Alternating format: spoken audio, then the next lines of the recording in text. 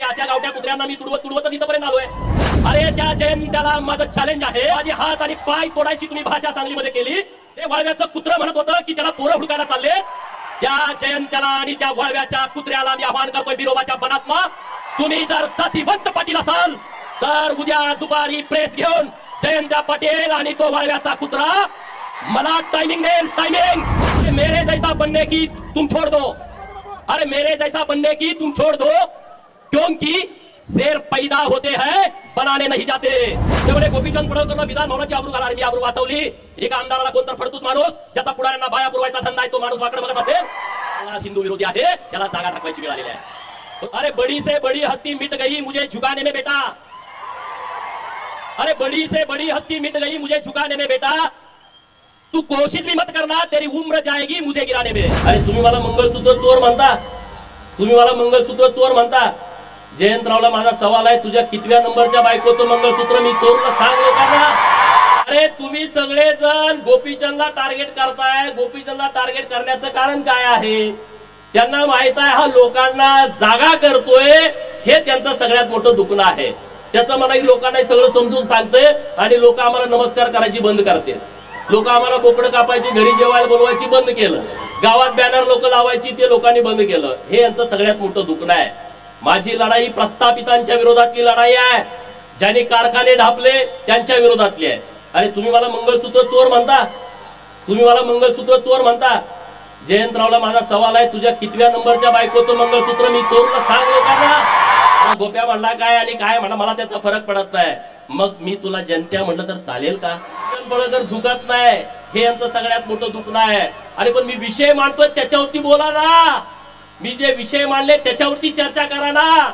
मी काय म्हणतोय, महाकाली साखर कारखाना ज्याचं 110 कोटी कर्ज होतं आणि बँकेनं ती विक्री करायला परवानगी दिली, त्यातली 60 एकर जमीन विका आणि ते कर्ज भरा, 30 लाख रुपये दरानं त्यांनी ठरवली। त्या पोरानं माळ्याची लिंगायताची पोर आहे, त्यांनी 15 कोटी रुपये बँकेने भरले। आता उद्या जरी बँकेनं सांगितलं तर 35 कोटी रुपये त्यांची भरायची तयारी आहे।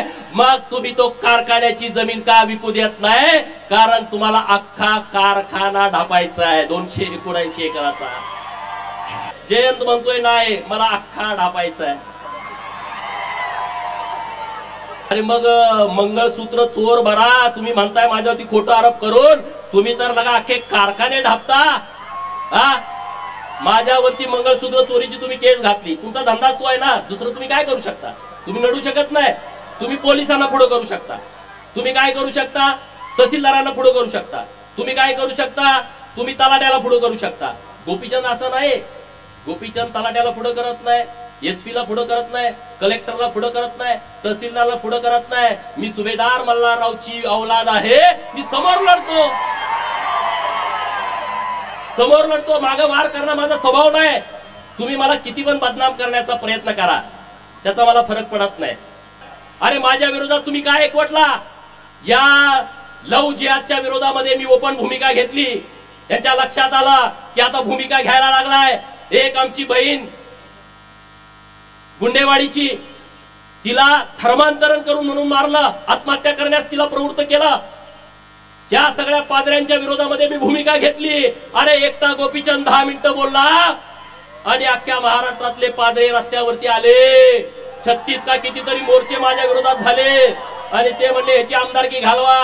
अरे म्हटलं काय आमदारकी काय, कुठला काय तुमच्या उकरड्यातला काय कचरा आहे का रे? आमदारकी काय तुमच्या परड्यातला भाजीपाला आहे का?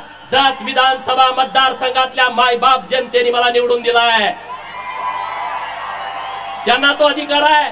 मग हा पादरेच्या कार्यक्रमाला गेला, हा जिहाद्यांच्या कार्यक्रमाला गेला आणि तिथं माझ्या विरोधामध्ये भाषण करतोय, म्हणजे हा हिंदू विरोधी आहे।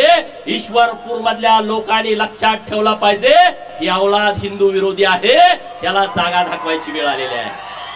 बरोबर की नाही? अरे पण तुम्ही मला भीती दाखवताय, कोणाला भीती, कोणाला दाखवताय? गोपीचंद पडळकरला। तुम्ही माझ्या डोक्यात जाण्याचा प्रयत्न करू नका।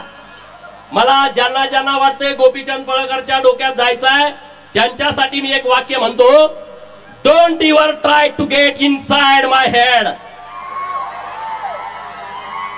Don't ever try to get inside my head, it's dark for you.